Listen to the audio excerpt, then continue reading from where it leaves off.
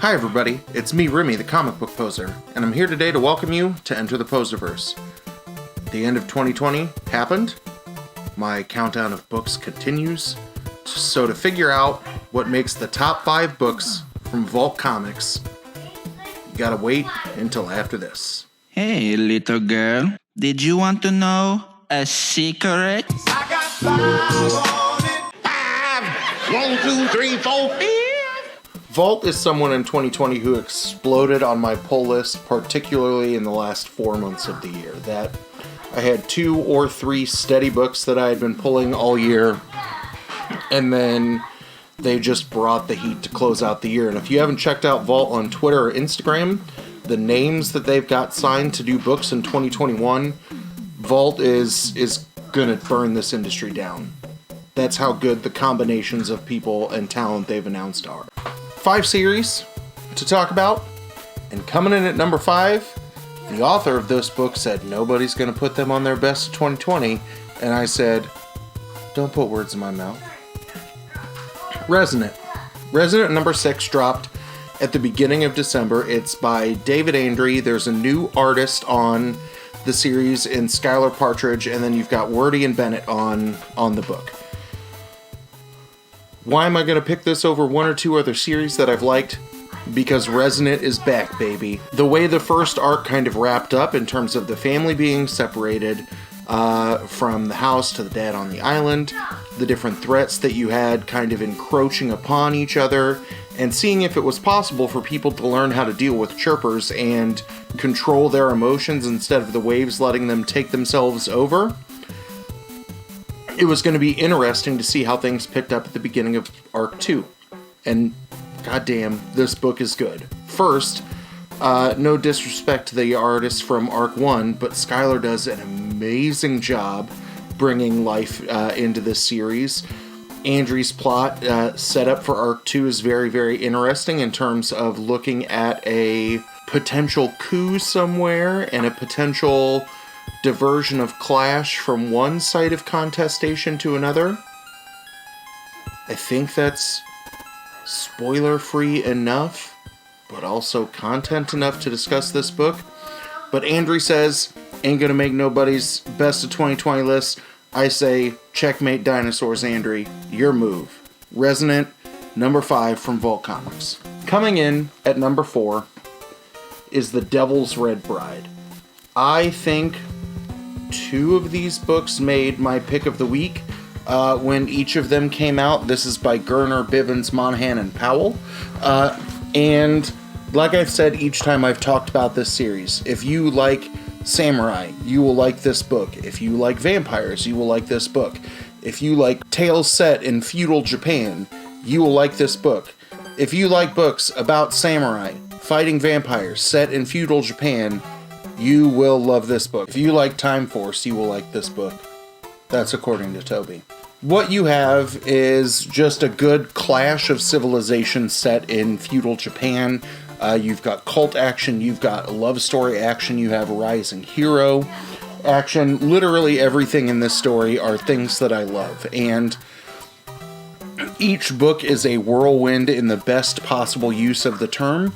And it just draws me in. And this is a book where I want to go back and reread the first or the previous issue before I read the next one. Not because I'm confused and don't know what's going on, but I want to get myself back in that head rush space that I was at the end of the previous issue to get amped up and ready for battle. And this series has delivered. I don't know how long it's set to go on because I'm bad at looking at solicitations to see how long series are set to run. But I love this series so much, and I'm expecting big things from it in 2021. Coming in at number 3 is The Autumnal. The Autumnal is, again, 3 issues into its run. You have a mother and daughter who the mom is not the best role model. She is struggling to succeed at life. Her daughter is really smart, but one of those really smart weird kids. And they just have to constantly move around because that's how much of a disaster piece the mother is. What the mom finds out is that her mother has passed, so she has to go back to her childhood home, which she fled from at a younger age, and this town is just weird. This was the second printing of number 1. This was, I think, the C cover of number 1. But as she gets there, she doesn't have arrangements for anywhere to stay. She and her daughter are just kind of sitting and rotting in the rain until she finds out that once she gets a car loaned to her by somebody else, that she is now the owner of her mother's old house. She moves in, decides to start taking care of the property, and all of a sudden at the end of book 2, there was a decision to let kids play in the leaves, and apparently that's not good. That you will see people constantly raking throughout the town, that you know that something is going on with the leaves. You know that something strange and dark is happening because of the way that you see, like, tree growth in bodies after they've died. And it's haunting. This book is just a fresh take on the same kind of, like, weird stuff is going on in Twilight Zone-esque kind of town, and we're slowly getting the pieces of the puzzle as we play through it. So this is, again, another fun horror read, and another reason why I love me some Vault comics. And then there were 2. I originally said that I was pulling 2 books from Vault, and recently my pull list from Vault has exploded, and coming in at number 2 and number 1 respectively are the 2 sets of books that I was initially pulling from Vault. So coming in at number 2, and I hope there's a third arc, Money Shot. Money Shot is the weirdest damn book that I have ever read, and I love it so much. If you have not read Money Shot, if you have made the bad mistake, you have a president, like Trump, who is not friendly to science, has cut grants for scientific research, and you have a group of scientists who have been working together where they think they've created a device that will essentially solve all of the problems of the world, but it is incredibly expensive to be able to fire it up and get it to work. Now, yes, it's messy in here. I now have to try and make sure I edit out tiny child penis as Charlie's walking around with nothing on below the waist because we're on day 3 of potty training him. But Money Shot, right, the machine is so expensive, so apparently they all decide that they're going to get together and film porn.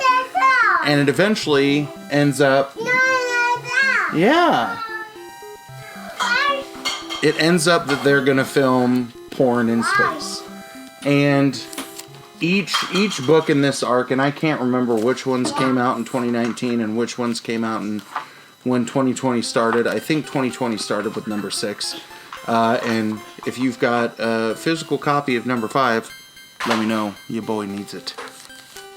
But once we get into the second arc, the president decides that he's going to arrive with them, and he, again, is a very straight-laced moral compass, like interspecies sex, gay sex, bad, boo, but ends up participating in all of these interstellar orgies and almost starts a war. And it's just very, very humorous. And I think the intention was that book 10 was going to be the end, and it was either Tim Seeley or Sarah Beatty that tweeted out about how you could make your demands for more Money Shot, so do that shit, because this book is brilliant. But you can tell that this is just a book where the entire team is having fun telling the story, right? You've got high-intensity war and action. You've got a bunch of weird, intimate sex scenes between races or species. But then you also get emotional moments between the different members of the crew who are developing relationships themselves. So, Tim Seeley, Sarah Beatty, and Rebecca Isaacs, you all have my heart. I think you all are crushing it with this series, and even if we don't get Money Shot 11 through 15, you are forever in my heart for writing a weird book about space porn and science that is very peak 2020 for how much we denied that science was a thing. So you made the perfect book for the worst year in history, and for that, I will thank you. And then there was one. This is another, I don't think you're going to be shocked by this pick because of how much I loved. Me? How much I love you. See? One child, no pants. One child, no shirt. We can only fully clothe one male child in our house. But this, I don't think, will surprise anybody. I still get roasted to this day by calling book one a fairly lighthearted and fun affair. And then, holy shit, does things turn dark. But Cole from Comic Burrito reminds me literally every time, hey, remember when Poser said Finger Guns? Number one is going to be a fun, lighthearted series. Number one was fun and lighthearted. And then shit got wild. Sword. Sword! Yeah! Yeah!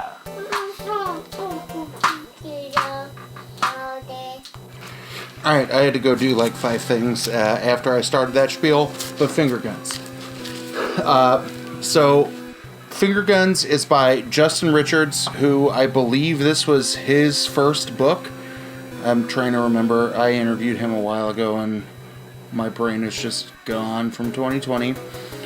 Val Halverson, Rebecca Nolte, and Taylor Esposito.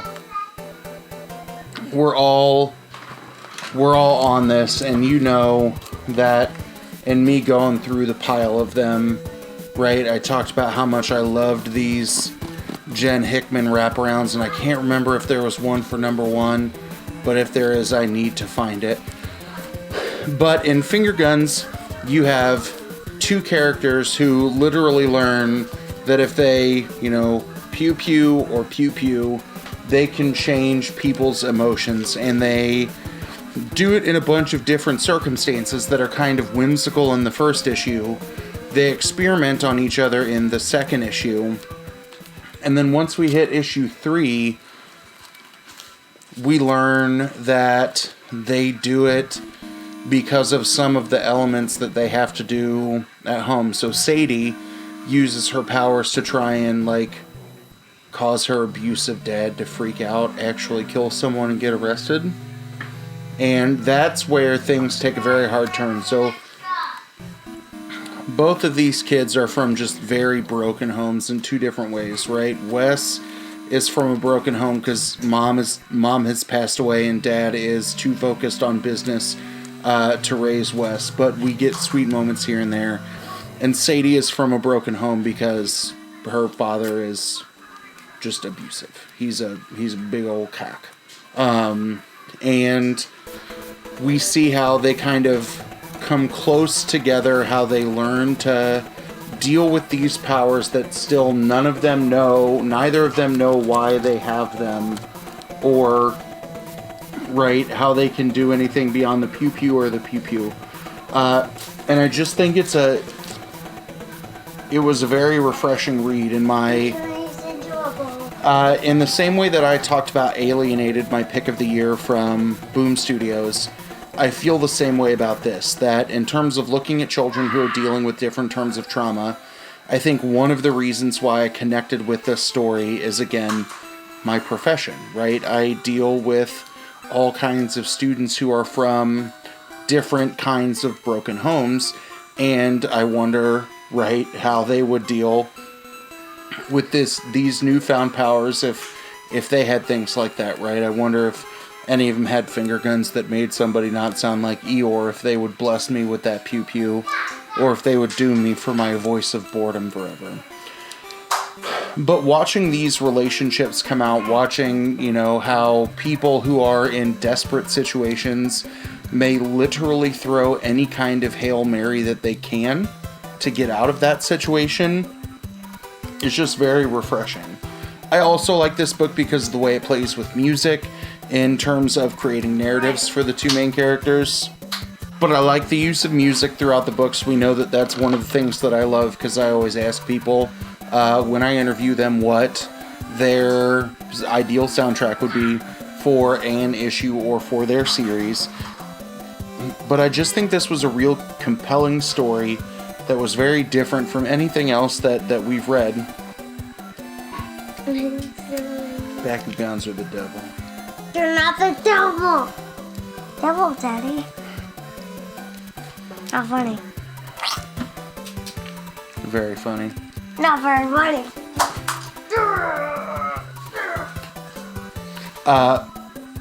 But it was a breath of fresh air from a creative team that I think did really, really such an amazing job on this. And I would love to see what the future has for the rest of them. So let me know what you think. I know there are a couple other Fresh Vault series that I didn't say anything about. If there was anything that Vaults had going on for a while that I didn't mention, it might be because I haven't read it. So if there's a book that you think first should have been on the list, or second, it's something that I should definitely read, throw it down in the comments below and we'll talk about it as always. But I think Vault has had an amazing end of the year in 2020, and I think they are set to take the world by storm in 2021, and I can't wait to put together my top 5 books of Vault in 2021.